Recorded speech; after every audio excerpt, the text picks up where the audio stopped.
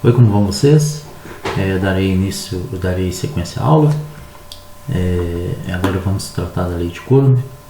A lei de Coulomb é uma lei que foi obtida experimentalmente por Coulomb, e esse trabalho foi publicado em torno de 1783.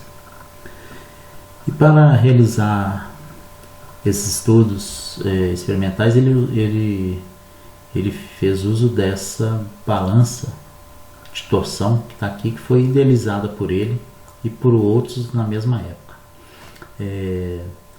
Então, qual que é a física por trás disso? Essa balança de torção consiste no seguinte: tem um fio que pode ser torcido, aqui no caso é uma fibra. Aqui tem uma haste horizontal com duas esferas, uma em cada lado, certo? Essa haste ela pode se girar, está aqui, ó. Tem uma haste aqui, ela pode girar, então ela torce o fio. Tem uma outra esfera que tem uma comunicação com o meio externo, certo? Essa esfera que tem comunicação com o meio externo, ela é carregada, tá? Então, por algum processo aqui externo, pode ser atritar um objeto, ele encosta esse objeto aqui, se é metálico, e carrega essa esfera. Como a outra esfera está em contato com ela, ela também vai receber parte da carga, certo? E aí, as duas esferas tendo carga de mesmo sinal, elas vão se repelir, ok?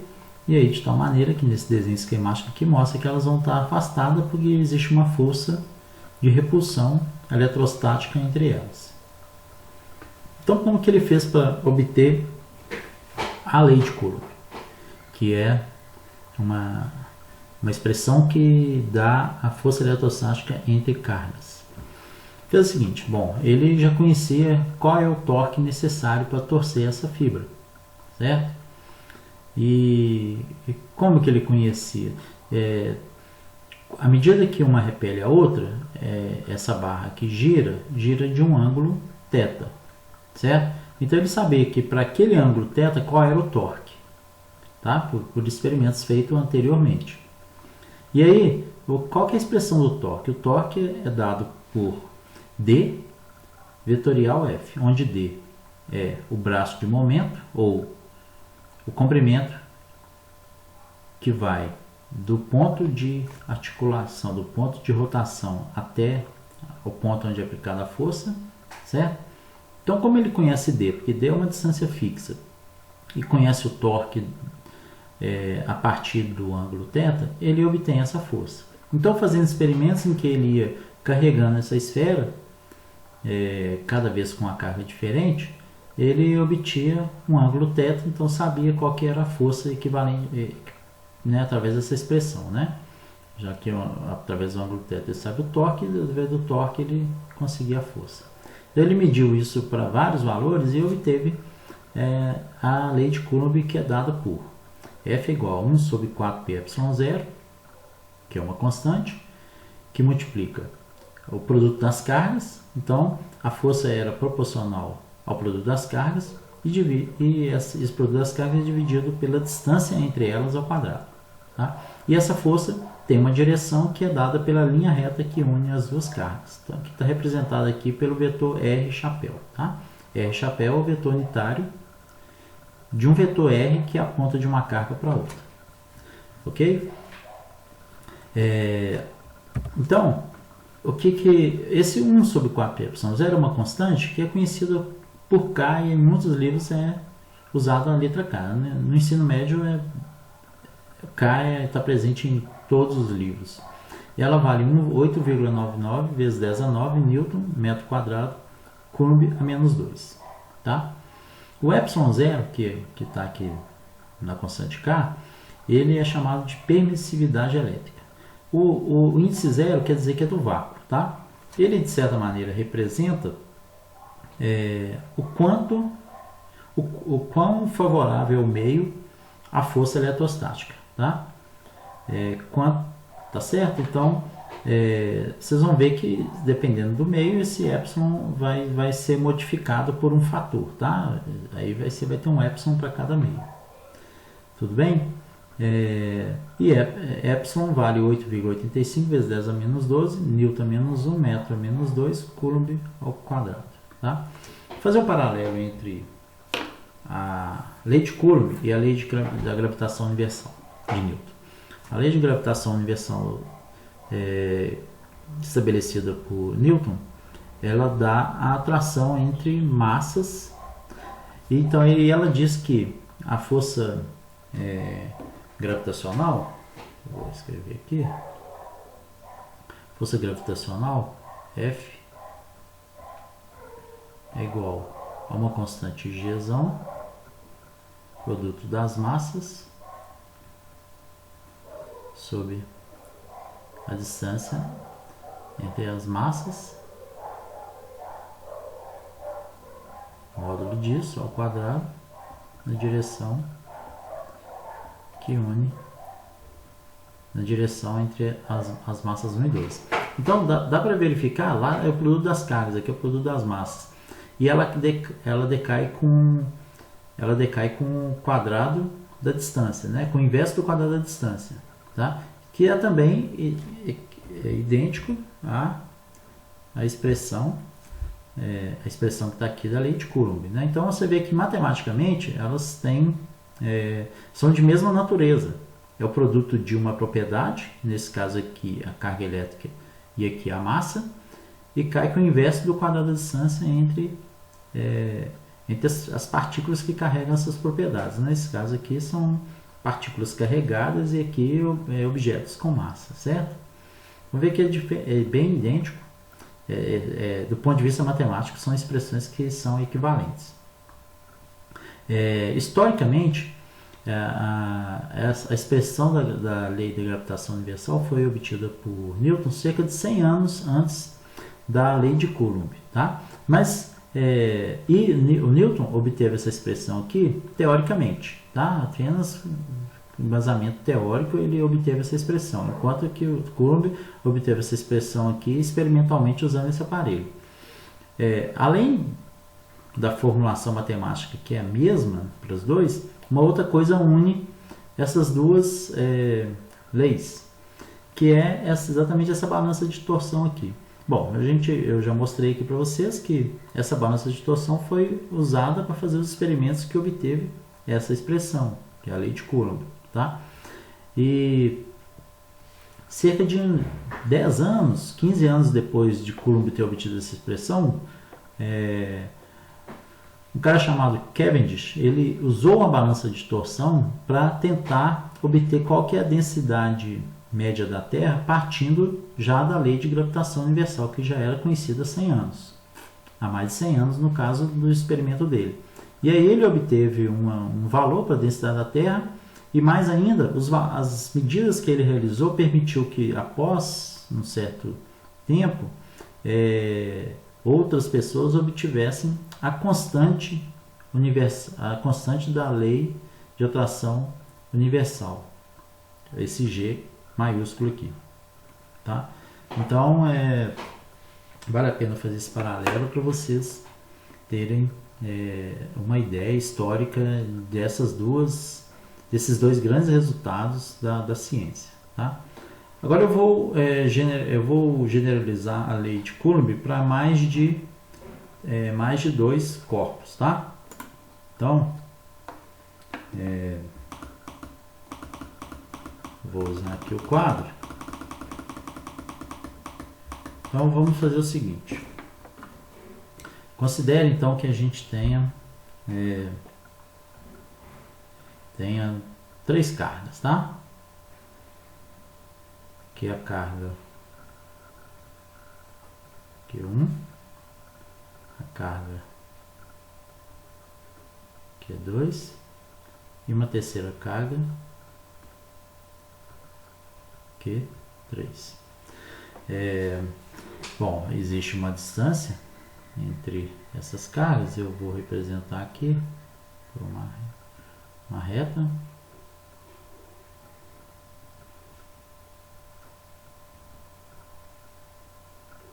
Essa distância aqui eu vou chamar de R1, 2. A distância entre a carga 1 e 2. Essa aqui eu vou chamar de R2, 3. A distância entre Q2 e Q3. E essa aqui é R1, 3. Que é a distância entre 1 e 3. Ok? Vamos fazer uma suposição para a gente representar como desenho, que as cargas Q1 e Q2 têm sinais contrários, tá? Se elas têm sinais contrários, o que vai acontecer? Elas vão se atrair. Então vai existir uma força aqui, que é a força feita em 1 pela 2. Então eu vou representar aqui como F1, 2. Tá? Pela terceira lei de Newton, vai existir uma força sobre a 2 feita pela 1 de mesmo módulo, sentido contrário. Eu vou representar aqui como a força feita na 2 pela 1. Ok? Bom, então essas duas cargas aqui têm sinais contrários e por isso estão se atraindo. Vamos imaginar, tá? Então, Q1 é igual a menos Q2. Certo? Por acaso aqui, então eu estou falando também que elas têm o mesmo módulo, sinal contrário. Vamos imaginar então que Q1 seja igual a Q3, só para a gente representar também a força que tanto Q1 como Q2 fazem Q3, tá? Como Q1 é igual a Q3, quer dizer que eles têm, além de mesmo módulo, tem mesmo sinal. Então, Q1 vai repelir Q3. Então, vai existir uma força aqui sobre Q3, devido à carga 1, que eu vou chamar aqui de F3, 1. Pela terceira lei de Newton, vai existir então aqui em Q1 uma força contrária de mesmo módulo, que eu vou chamar aqui de F1,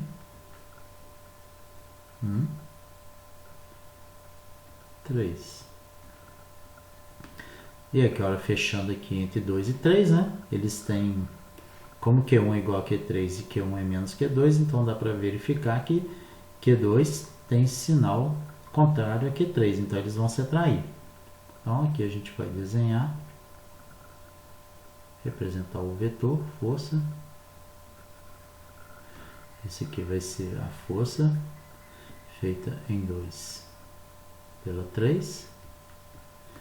Logo, terceira lei de Newton é F feita na 3 pela 2, tá? Então, estão representadas aqui as forças. Suponha que eu queira, então, agora,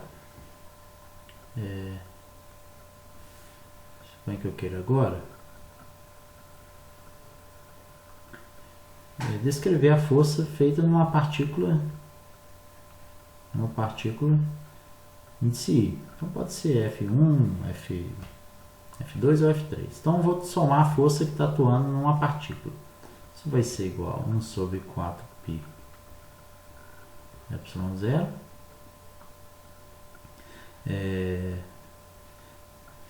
Q índice I somatório de diferente de J até o número de partículas que eu tiver. Aqui nesse caso a gente tem duas atuando na carga 1, mas eu poderia ter N cargas fazendo força na carga 1, tá certo? Então, índice I diferente de J quer dizer que nesse somatório aqui, o J não assume índice igual a I, porque a carga I não faz força nela mesma, tá? Então, esse aqui vai ser o R, J, I, vetor, módulo, e aqui vai ser RJI unitário. Ok? Então, para mais de duas cargas, né, a gente faz uso do que a gente chama de princípio de superposição, ou seja, eu posso somar todas as forças e a força total vai ser a soma vetorial dessas forças que estão atuando. que estão atuando numa partícula, tá? Isso aqui é o princípio da superposição. Isso se aplica para qualquer vetor, tá? Se eu quero somar os vetores, eu posso fazer uma soma vetorial deles e o resultante vai ser dado por uma expressão desse tipo aqui assim, que você tem um somatório, tá ok? Isso é um princípio importante e que se aplica a qualquer vetor, tá? Agora então vamos para uma outra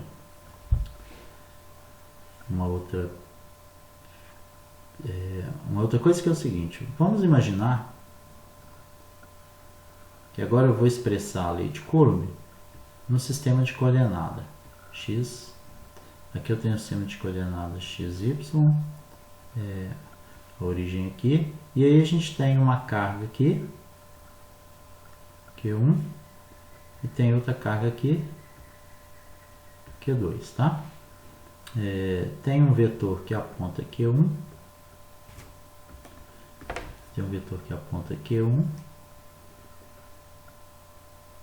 que é esse vetor aqui, R1. Tem um vetor que aponta a Q2, que é esse vetor aqui, R2. E o vetor na direção de 1 para 2 é isso aqui, ó, que é R2 menos R1, vetor, certo? Então é o vetor R2 menos R1. Ok, então vamos expressar a lei de Coulomb nesse sistema de referência, onde que a origem não está nem na carga 1 nem na carga 2, tá? Aqui no ponto no espaço aqui. Então como que vai ficar? A força entre as duas cargas vai ser igual a 1 sobre 4πε0 Q1 vezes Q2 dividido pela distância entre eles ao quadrado. A distância entre eles é a norma, o módulo do vetor R2 menos R1. R2 menos R1 é um vetor. Tirou o módulo, esse é o módulo, eu tenho que levar ao quadrado, certo? Aqui tem um vetor unitário, tá? O vetor unitário R2, 1, ok? Bom, esse vetor unitário eu posso escrever ele como vetor unitário. Vocês sabem que R2, 1, ele vai ser o vetor R2, 1 é R2 menos R1 dividido pelo módulo desse vetor R2 menos R1. Opa, aqui em cima não tem módulo, né? Eu vou apagar aqui.